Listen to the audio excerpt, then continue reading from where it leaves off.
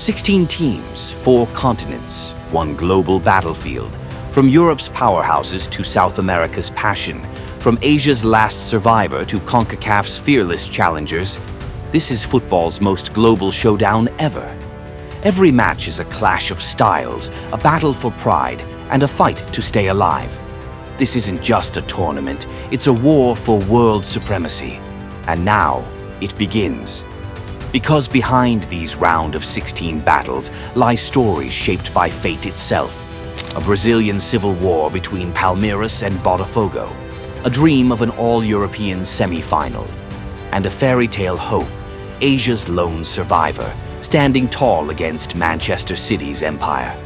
The Club World Cup has never felt more real, and the 16 strongest clubs on earth are ready to write the next chapter, where only the fearless survive. The opening clash, a Brazilian showdown between Palmeiras and Botafogo at Lincoln Financial Field in Philadelphia. Think it's just a warm-up? Think again. Botafogo stunned the world when they handed Paris Saint-Germain a 1-0 defeat in the group stage, ending the Champions League winners' unbeaten run. Palmeiras topped Group A despite winning just one of their 3 matches. But underestimate them at your own risk. Under Abel Ferreira, they kept clean sheets against Porto and AlHilal, showing clinical, battle-tested discipline. History, however, isn't on their side. Palmeiras haven't beaten Botafogo in their last 5 meetings, 3 losses, 2 draws, and it was Botafogo who knocked them out of the 2024 Copa Libertadores with a 4-3 aggregate score. This match doesn't just decide a quarter-finalist, it carries the pride of Brazilian football on its shoulders. Just hours later, in Charlotte, fans will witness a deeply emotional rematch between Benfica and Chelsea. Back in 2013, Chelsea edged Benfica 2-1 to lift the Europa League. In fact, the Blues have won all 3 previous meetings between the 2 clubs, but this time it could be different. Benfica arrive brimming with confidence after a 1-0 win over Bayern Munich to top Group C, following a 6-goal demolition of Orlando City, a stunning turnaround after a 4-game winless streak.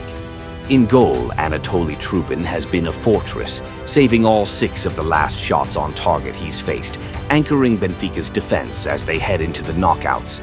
Chelsea, meanwhile, won 2 of their 3 group matches, but a defeat to Flamengo dropped them to 2nd in Group D. Manager Enzo Maresca made 8 changes in their final game to preserve energy for the next stage. They'll be without striker Nicholas Jackson, who is suspended, paving the way for young Liam Delap, who just scored his first goal for the club. But the most anticipated showdown of the round of 16 is undoubtedly PSG versus Inter Miami at Mercedes-Benz Stadium in Atlanta. Why? Because Lionel Messi will face his former club from France for the very first time. PSG come into this with the swagger of a European champion, having won 7 of their last 8 matches. Still, they did slip up against Botafogo in the group stage. Kvicha Kvaratskhelia is the one to watch. He's been involved in 3 of PSG's 6 goals so far, with 1 goal and 2 assists. Even without Ousmane Dembélé, Paris Saint-Germain boast a near full-strength squad. Inter Miami, on the other hand, enter with red-hot form, unbeaten in their last 6 games across all competitions, scoring 16 goals. Messi has had a hand in 10 of those. It was his stunning free kick that sealed a dramatic group stage victory over Porto. Up next, it's Flamengo versus Bayern Munich at Hard Rock Stadium, a true clash of footballing continents. Flamengo have made the world sit up and take notice after their 3-1 win over Chelsea in the group stage.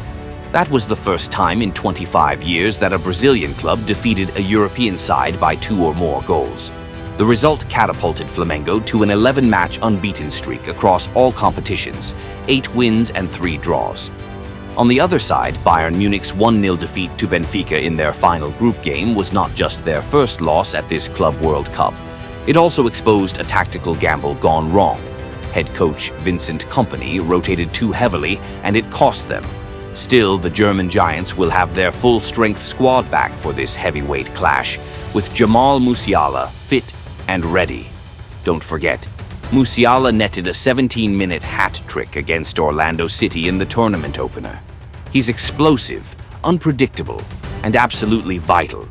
Shortly after that showdown, Inter Milan and Fluminense will face off in a do-or-die battle between Italy and Brazil.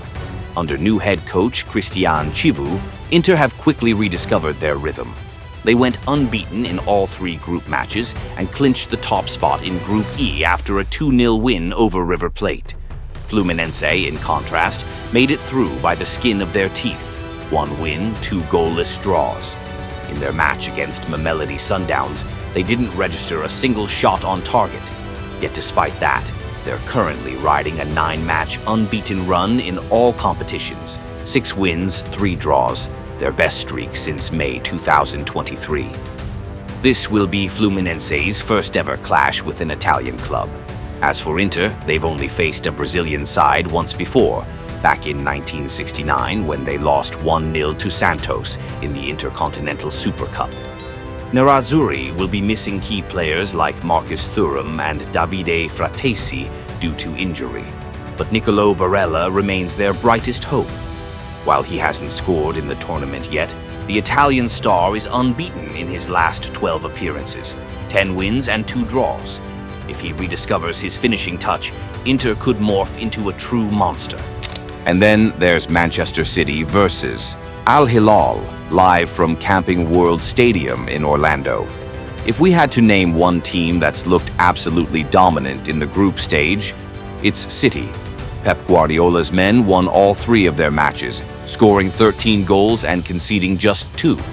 They're the only team with a perfect record so far. Their 5-2 dismantling of Juventus in the final group match was a clear message. The Kings are back, and they mean business. Their opponents? AlHilal, the last standing club from Asia.